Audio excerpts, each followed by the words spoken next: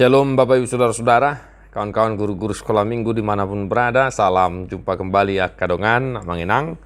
Ya, salam semangat melayani anak-anak sekolah minggu kita.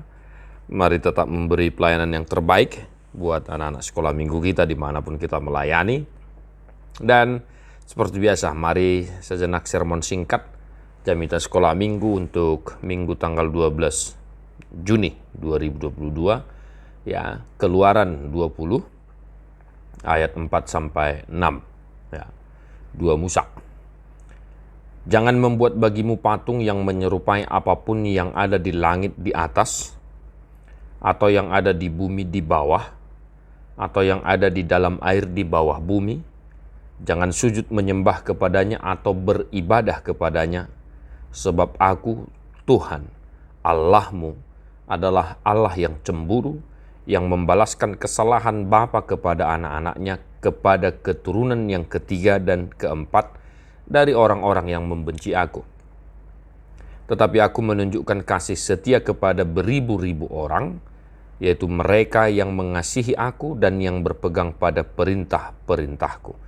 Demikian firman Tuhan. Bapak Ibu Saudara-saudara, mungkin sudah familiar ya, kita dengarkan, yang tentunya ini titah kedua dan pangibulan di Patik Nasapuli, ya, bagaimana ketentuan Tuhan tentang hukum Taurat yang ke-10 itu. Nah, mari kita baca katekismus, ya, persiapan kita.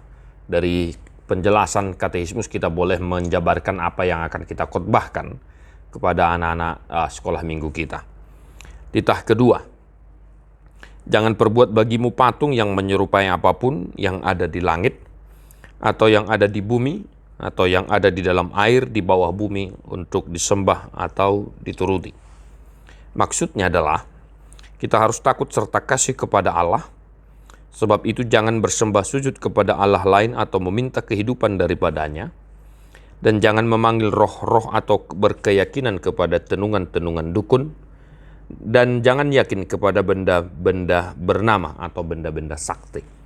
Nah, ini ayat 4 dan ayat 5 juga ya, 5a. Nah, Bapak Ibu Saudara-saudara, apa yang mau kita khotbahkan kepada anak-anak sekolah minggu kita dari teks ini sesuai dengan penjelasan katekismus. Yang pertama, kita mengingatkan dan mengkhotbahkan kepada anak-anak agar takut serta kasih kepada Allah. Oleh karena itu, hanya satu Allah yang harus kita sembah, kita puji, yaitu Tuhan Allah di dalam Yesus Kristus. Mungkin di daerah-daerah pedesaan, ya, anak-anak kita, siapa tahu sudah ada yang familiar dengan istilah-istilah dukun, ya, ataupun mungkin begu misalnya. Agar kita menasihatkan anak-anak kita supaya jangan takut kepada hal-hal seperti itu, tetapi justru hanya takut kepada Allah dan beribadah hanya kepada Allah. Supaya mereka jangan ikut-ikutan percaya kepada ya benda-benda sakti mungkin ya. Agar mereka tidak percaya akan hal itu.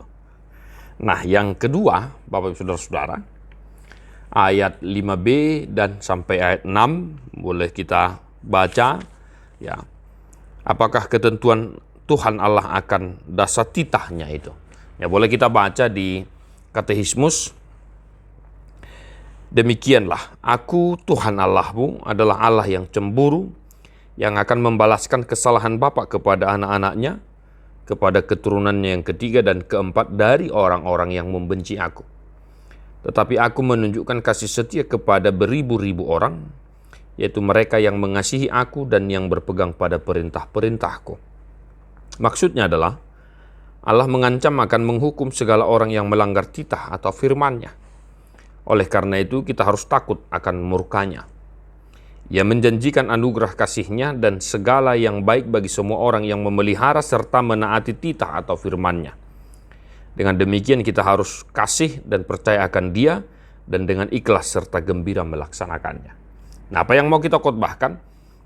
Yang pertama, agar kita juga senantiasa mengingatkan anak-anak kita bahwa Allah kita juga adalah Allah yang pencemburu, Bapak Ibu Saudara-saudara.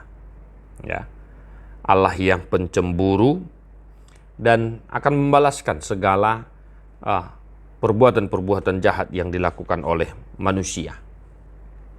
Nah, sejak dari awal, sejak dari dini, kita juga harus mengingatkan anak-anak kita bahwasanya Allah kita di samping Dia Allah yang Maha Pengasih, tetapi Tuhan juga, Allah kita juga adalah Allah yang pencemburu, yang tidak suka kepada orang-orang yang melakukan berbagai tindakan kejahatan. Nah, maka kita ajak anak-anak kita untuk senantiasa hidup dalam perintah Tuhan, melakukan apa yang baik di mata Tuhan, dan menjadi anak-anak yang baik dan serta takut akan Tuhan.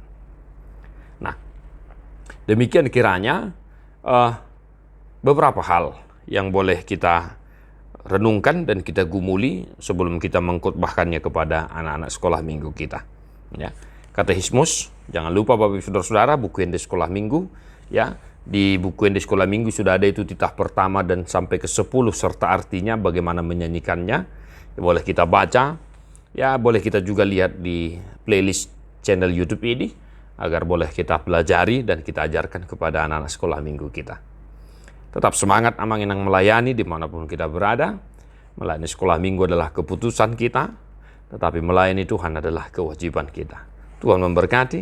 God bless you non-stop.